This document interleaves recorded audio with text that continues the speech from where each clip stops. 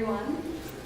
Welcome to Proxyco Gallery. For those of you who haven't been here before, the gallery focuses on showing contemporary artists from Latin America. We organize along with Ugly Duckling Press, Y Gallery, and CCU this closing event with Catalina Bauer. She's coming to the end of the 4th-month residency at ISCP, and we wanted to celebrate with her.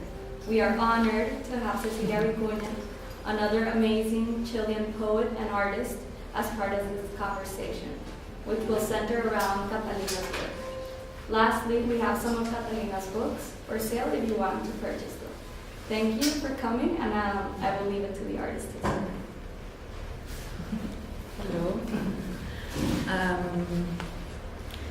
I'm super happy to have this opportunity to end my time here. I have to warn you that I'm in a very funny mood today because I'm packing and thinking of going back, so I feel like a bit confused and weak again. From there, I want to tell you a little bit how was this process.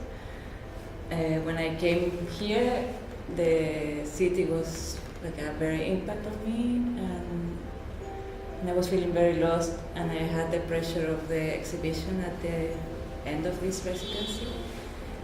And somebody, another woman artist, gave me a book of Cecilia Vicuña. She's a Brazilian artist that has a studio in the residency, and she said, "You should know her," and I was like, yeah, I already know her, and I admire her a lot. It's one of my references. So that was a kind of a sign for me, and I contacted Cecilia, and she was coming back from a trip a bit ill, so she said, "Oh, you can come to visit at home." And I went there on Sunday to have a tea with Cecilia, and it was like, I don't know, going into a very warm nest and feel comfortable again with myself. Find again my center and my spirit. And we had a super interesting and nice conversation together. And I think since then I started like the creative process of what we are looking at today. I was so grateful in that moment that I offered her, if you need any help during the time I'm here, just call me, I will be 100%. And the week after that, she had the assistant ill, so she needed help, and we were working together for a week, painting together and having a lot of time to talk. And when we were in that activity, she told me the story that inspired most of the works, but mainly the animation. And I want Cecilia to tell you about the story and the poem that was like the inspiration for the exhibition. I just realized I left it over in the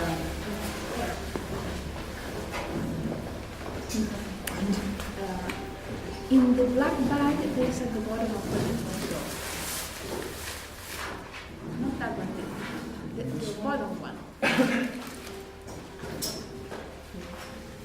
If Catalina is tired, I am not tired. Also, I'm a lot older, so and I'm sick, so it's hard to come to this. But now that the point here.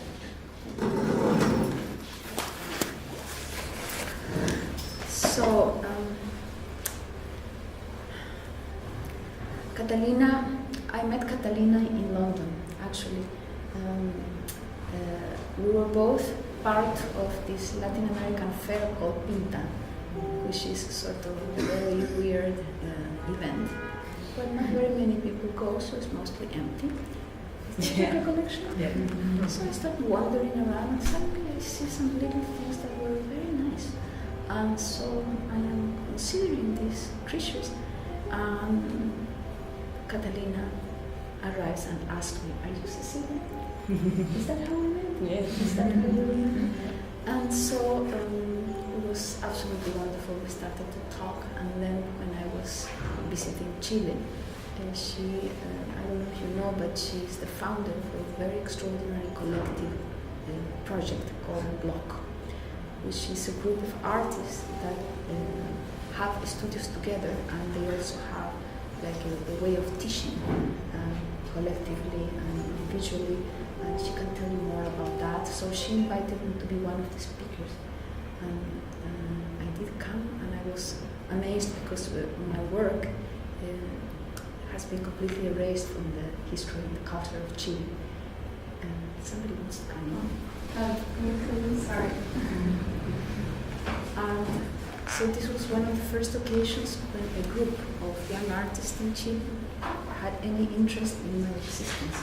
So it was like a sort of transgression to invite someone like me to speak to this group, and Catalina was behind it.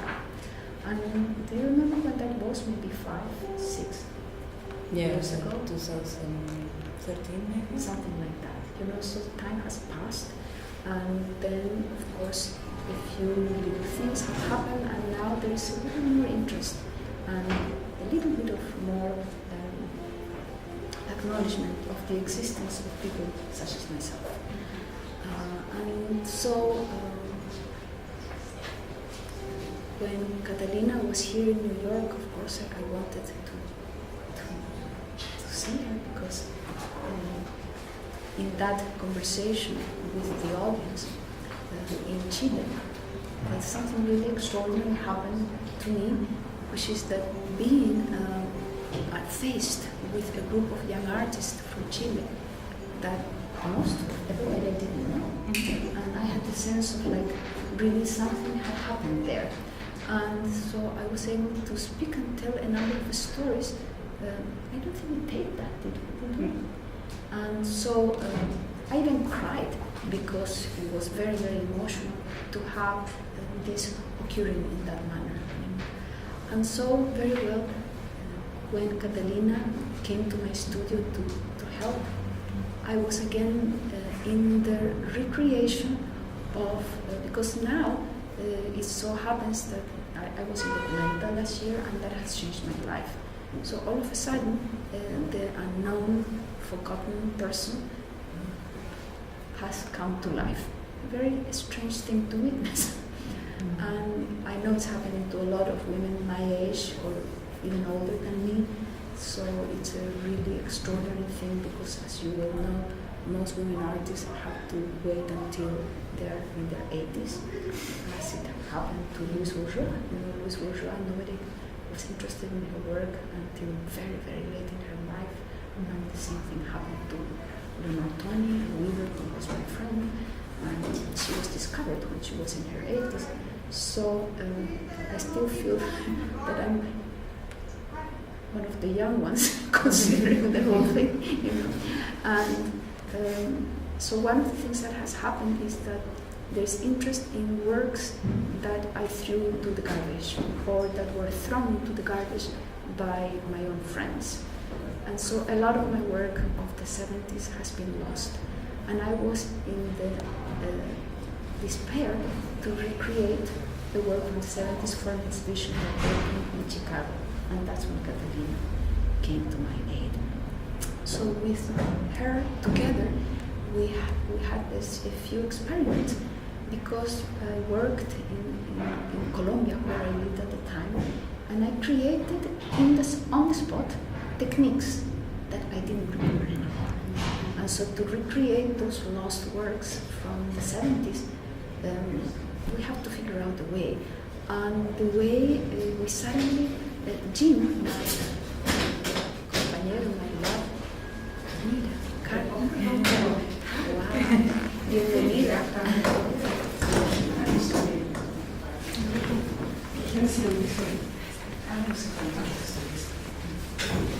Sorry. Welcome, welcome.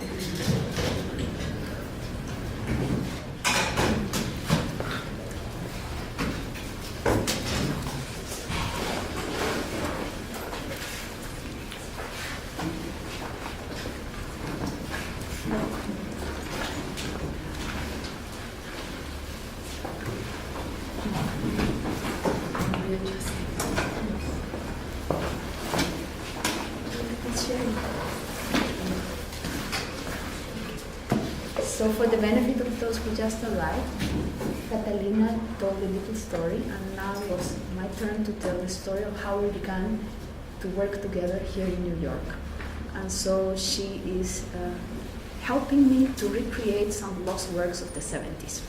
And it was a hard thing to do because I had forgotten how I had done them.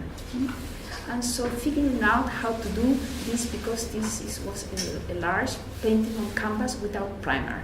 So it required a special kind of technique. So in that moment, when we were having a lot of difficulty, I remember, Jim, my partner here, showed me that there has been this new discovery of ancient rock paintings, very many thousand years old. And if you have studied the issue of rock paintings that are thousands of years old, they usually use saliva as the fijativo. How do you say that in English? The fixer, you know. So it suddenly occurred to me that this was the way we had to do it. So we started to spit. So we had a little pot, and we went like that. And so with my saliva and with Catalina's saliva, this beautiful work was recreated. So this recreation was then presented in the Chicago show that was showing for the first time in 40 years since I created these works, a show of my palabrarmas. This is a sort of visual poetry. And so there's another person here in the room. Is she here? Or she went for food. No, but she's coming back. Joana Unzueta and Felipe Mujica. I invited them to work with me in the creation of a book for the Chicago show. And so they did a book, and the book is there. So it became like a very beautiful thing. And so while we were working on the saliva piece, suddenly it occurred to me to tell Catalina, I don't know what we were talking about, do you remember? No, how this came about? No. I think I will invent this part, okay? So it was probably that I was so moved to have the luxury of having Catalina working with me in the studio, because she was not my assistant, she is just an equal, an artist, someone that I admire and respect and love. So suddenly I said, this moment that we're sharing is so magnificent. And I recalled a poem I had written for another woman that I respect and admire no end. And she's my translator. Now she's my principal translator. Her name is Rosa Alcalá. And Rosa, when I first met her, I was a poet that had published many books already, and she was a young student at Brown University. And the moment I heard her name, Rosa Alcalá, I knew that she was going to be an important person just for the sound of that name, Rosa Alcalá. And so it has proven to be true, because now she has become a very powerful, fantastic poet. And she has put together and translated the book that I recommend highly to you, even though I'm the author, because it's taken like 40 years to make this book. It is called The New and Selected Poems of Cecilia Vicuña, put together by Rosa Alcalá, and the poem of which we're going to speak about now is published in that book for the first time. And that poem, Catalina converted into the video. So I would ask you to watch the video first, and then I will read you the poem. If you want to say something, you can. Yeah, when we were working together in Cecilia's studio, all the energy was super strong and intense. It was very significant for me, the whole experience. So yeah, it makes complete sense that we started to talk about this because of that. And the story about these two women, indigenous women, is that they were working together in a very large vase, but they were not able to see each other in that moment. But when they turned around the vase, they realized that the patterns they were drawing were matching. So I felt like my hairs were, how do you say? Yeah. And later that night I was thinking, and suddenly I realized that this was the perfect script for the video I was thinking to do with my girls, my twin teenagers. And so my idea at the beginning was to put them in a mirror relationship and make them move in a geometric way, like thinking about the spiral and making forms with their hands and legs, like their arms and legs. But then this story like my interest in this project, and then I was just flowing and working.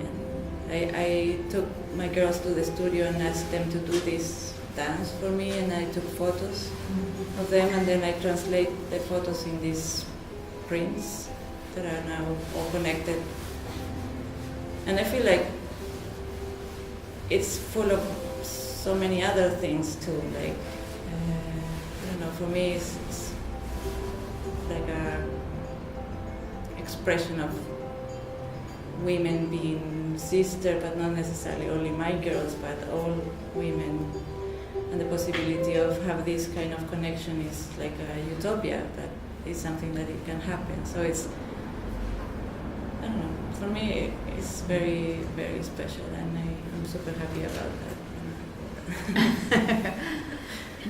Well, and so now I will tell you a little about my encounter with this story.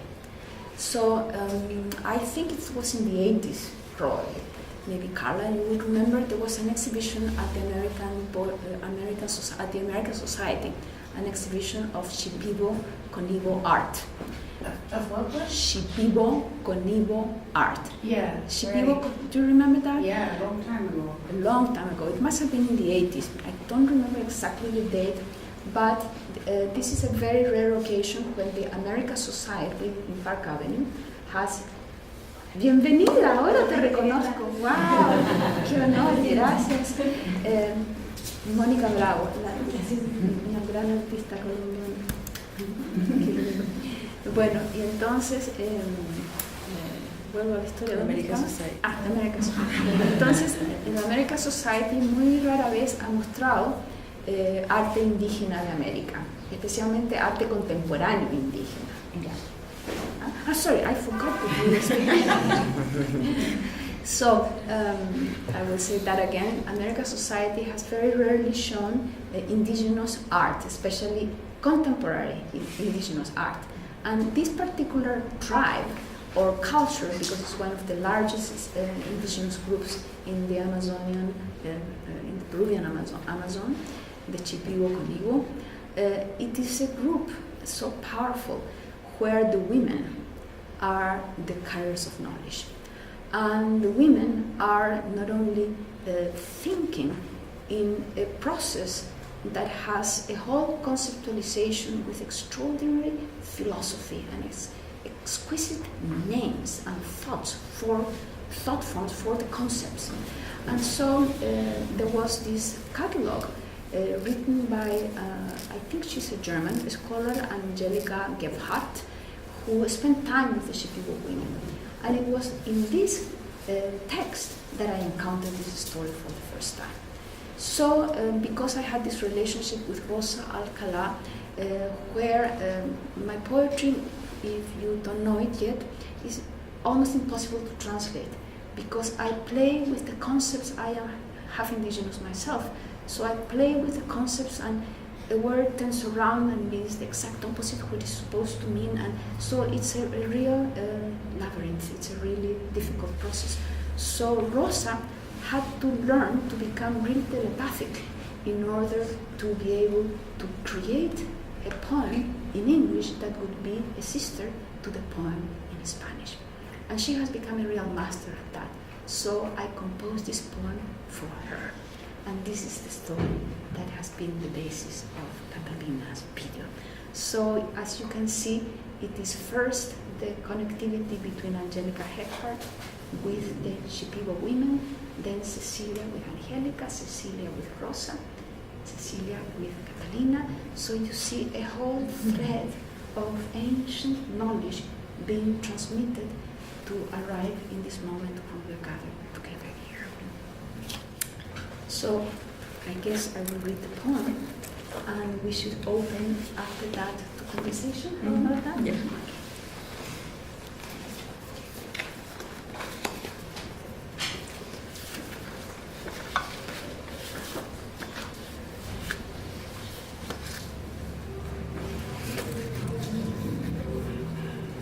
Kento Chipimbo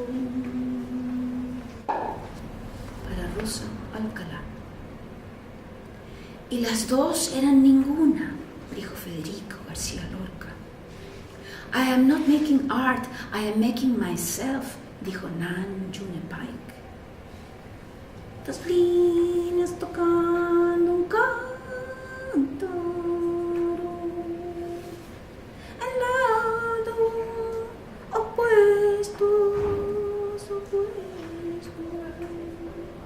The women singing at dawn, dining and meeting also, and they say, it's a Lord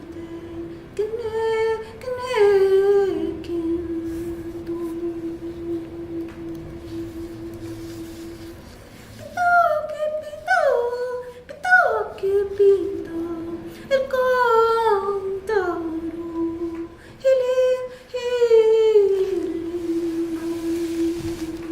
la esa que un deseo de amor, la esa que tú, China, tus el deseo shining across la fibra que queda en vos.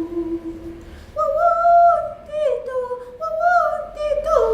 Marco, la vieja entrevera su signo quebrado, tocando la unión. La hija sin madre, la madre sin hija, la madre sin hija. Solo ella is free to break open her thoughts. Only she brings forth invisible crowns, invisible works, la fuerza, la unión. When the sun can quema en ti.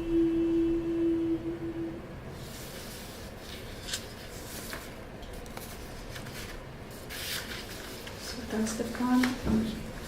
And perhaps the last thing I will say before opening is that you may have heard the news that indigenous women are being murdered by the thousands in the whole of the Americas. The level of femicide in this moment among indigenous women is 10 times higher than among the men, and it is because the women are not only among the Shipibo, but truly they are the key to the future of the indigenous cultures because they carry this ancient knowledge. And just a few days ago, the best known Shipibo elder, Olivia Arevalo, was murdered. You can read, I tweeted the article about this murder in The Guardian. You can read about it because it's truly monstrous what is happening. And so it is very important for us to be aware that this is happening. In the Radical Women show, of which I am part,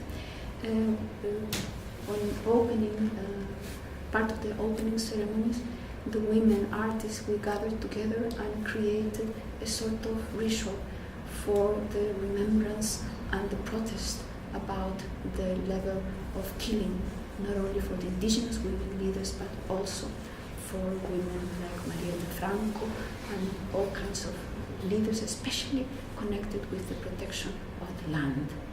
And so I thought how amazing that this Shipibo concept of the woman, the elder woman, is that her art is really to create the invisible crowns, and they consider these invisible crowns the core of what unites us, what can allow us to come together to change around the world.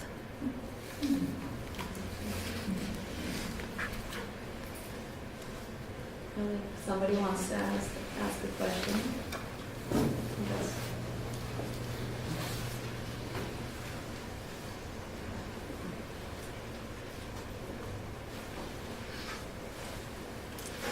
There's a seat here.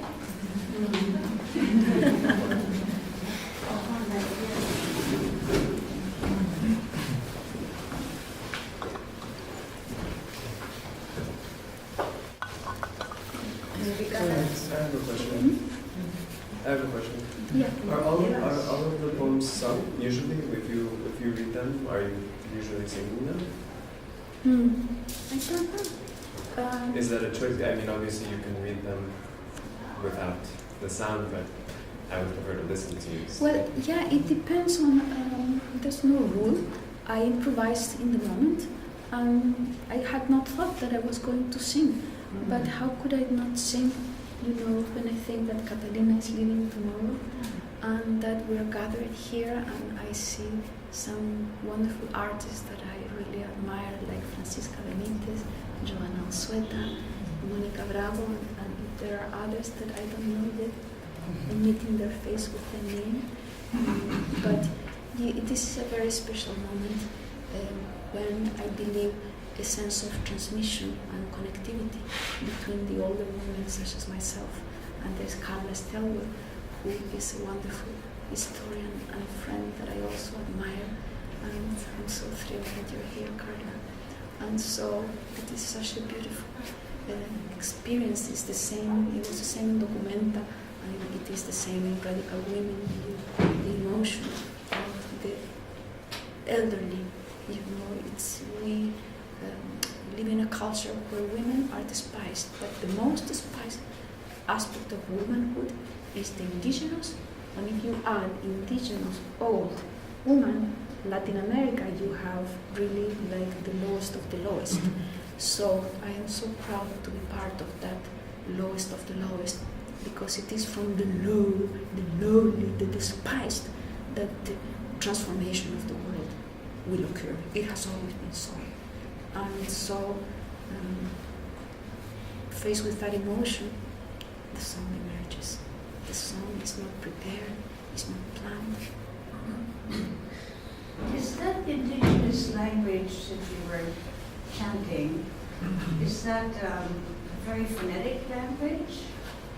Mm-hmm. Is it? Well, the language I sing is a sort of invented indigenous language of the future, perhaps. Or perhaps it's a memory of how languages were before they were erased. You know, because, for example, the language of my mother was erased from the planet in the 18th century. So we don't really know how that sounded. But ethnomusicologists that have heard me sing say that I sing in the melodic matrix that is the oldest known to humanity.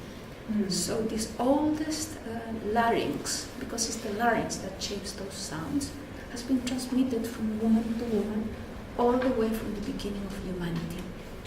Transferred from Africa to Asia, Siberia to Chile, and there you have. It's interesting because it reminded me of some of the elderly ladies in the kampongs in Indonesia. They had that sort of sound. Yeah. A little bit like a litany, but at the same time it also had a sense of euphoria about it. It was really odd. It was a strange mixture. Yeah, that's so And I didn't true. understand what they were saying, but You understood the sound. emotion. The sound of it is very evocative.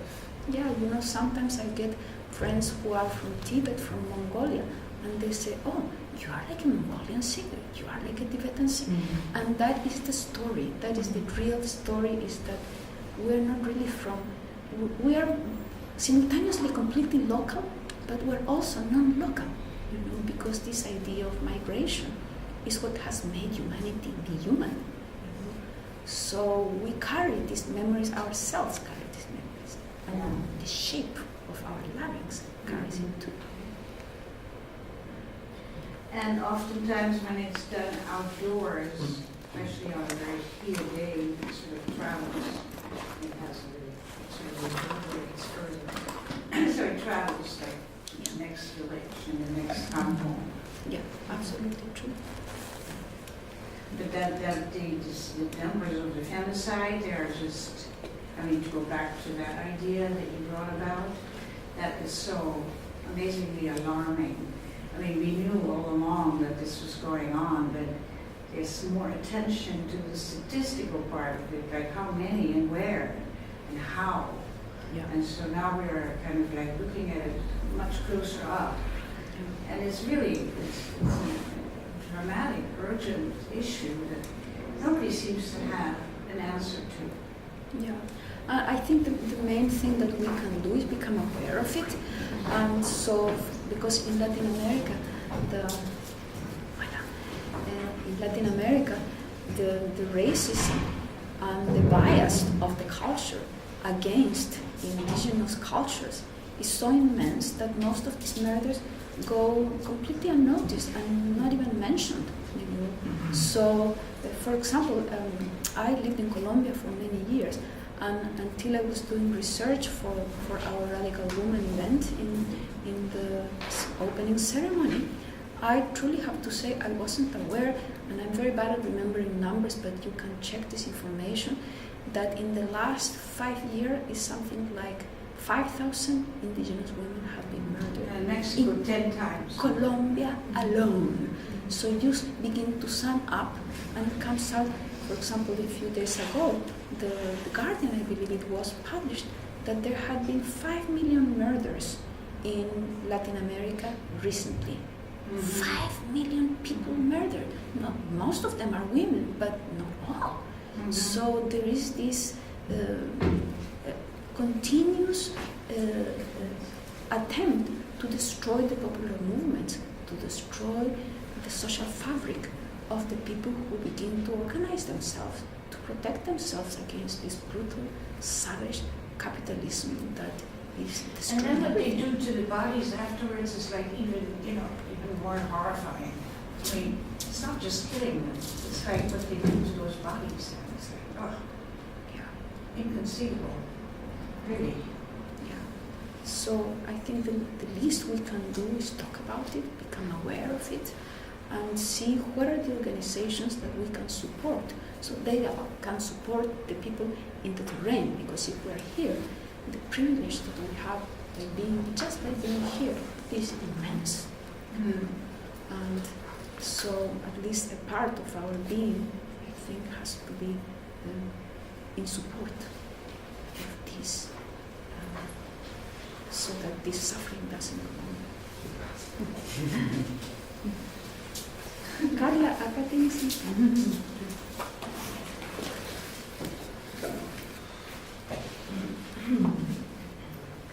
Just before we wrap up, because we're almost at time, but the sculptures we have here in the center, I was hoping you can tell us a little bit about this spiral figure or the circular figures that I feel since Laura and I are here all the time, we start noticing these things, you know? So I was wondering if you can tell us a little bit about that and how it's related to the poem, or if this is a figure that you have been using over time in your work.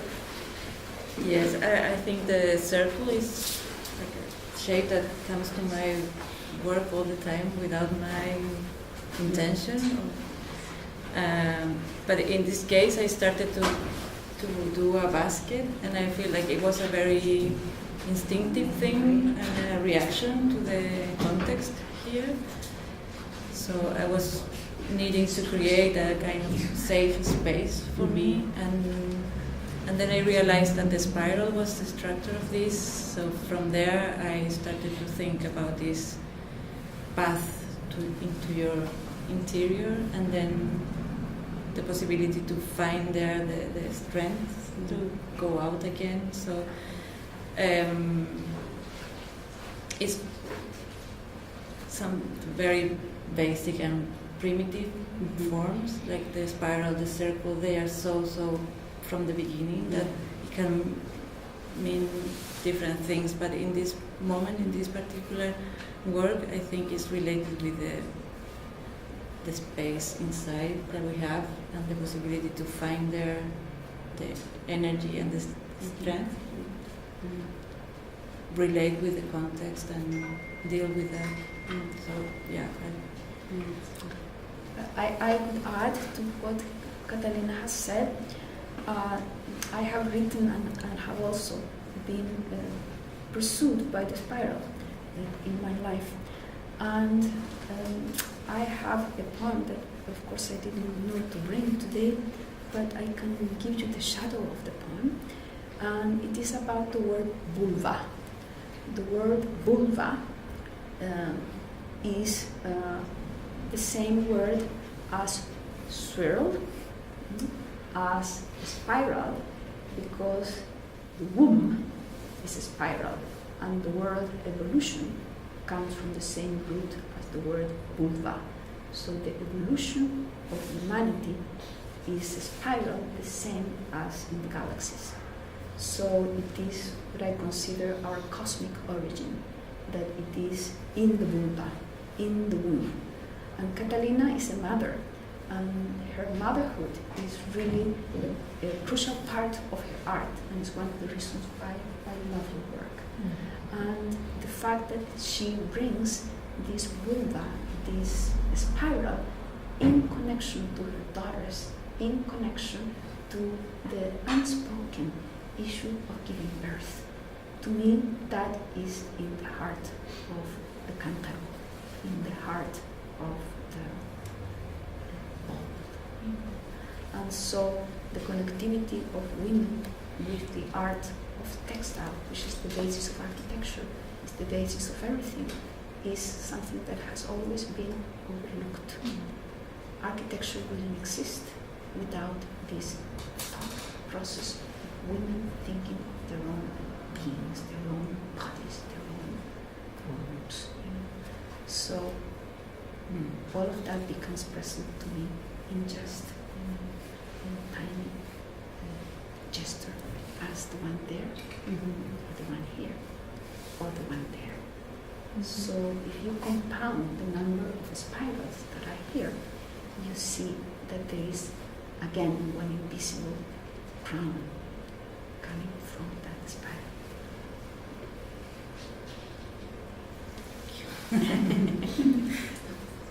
¿Ya?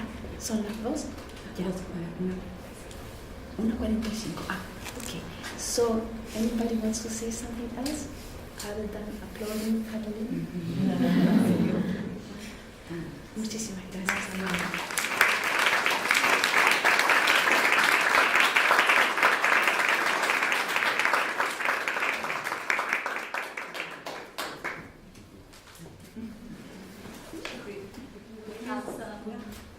Mimosa for you guys, and the books are in the back, so you could take a look at them. And thank you everybody for coming.